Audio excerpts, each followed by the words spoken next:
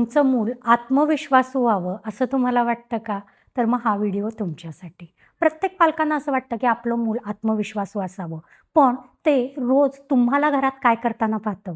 जर तुम्ही स्वतः रोज स्वतःवर शंकाच घेत असाल, तर तुमचं मूल स्वतःवर शंकाच घ्यायला शिकणार. जर ते घरात कायम चिडचिड, चिंता, तणाव पाहत असेल, तर उद्या तेही मूल चिडचिडच होणार आहे.